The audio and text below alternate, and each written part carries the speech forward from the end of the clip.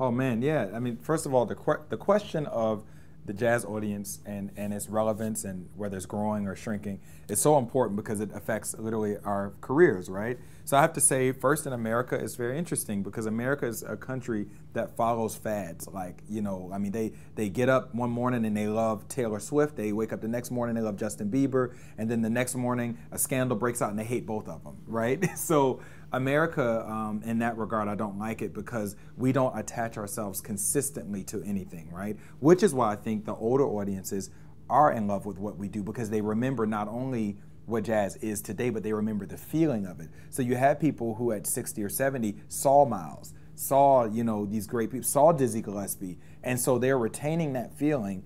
And so when they see Roy Hargrove or they see, you know, Wynton Marsalis or Christian McBride or whomever, they attach that feeling to this new representation of that feeling, right? In Asia, in Japan, I mean, which is, thank God for Japan, has given me a whole other career, they don't attach any one personality. They see Ulysses Owens, they're like, wow, you do remind me of Elvin and Roy and all these guys, but I love Ulysses. So I'm gonna buy all your records and I'm gonna, you know, get everything that you've ever done and I'm gonna follow you until you don't make music anymore. And even if you don't make music anymore, I'm gonna go back and buy everything you ever did. And they stay with you for the rest of your life. That is the beauty of the Japanese audience and even the European audience. So to me in America, it's the mentality that we have. We're very fleeting. So going forward, I don't know what we can do about that. I think we're gonna always, as jazz musicians, have to cultivate audiences all over the globe so that we can make a living and we can retain the culture. Because I don't think America is ever going to change how they view us because it's more of a psychological thing, which is why with jazz musicians, when we go around lamenting, it's like, listen, man, just get over it and play every festival that's in America, play to all the, whether it's 60 to 80-year-olds, love them, sell CDs, embrace them, and move on, you know, and just keep it happening.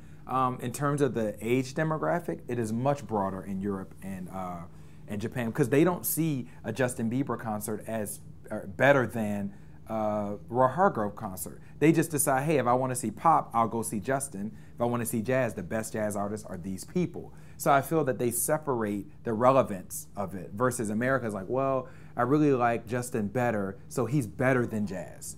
You know, and other countries don't do that. They don't compare the two. They just compare, do I want this experience versus this one on this evening? You know, and they make time based on whatever their love is. Because I mean, at our concert with New Century when we went to Japan, we had everybody from a little 9-year-old kid to college students to 80-year-old grandmothers and grandfathers, and they all were in line buying CDs because good music is good music. You know, so I think American, we get very caught up in the psychology of things, you know, and that's, you know, the greatest battle is there for me.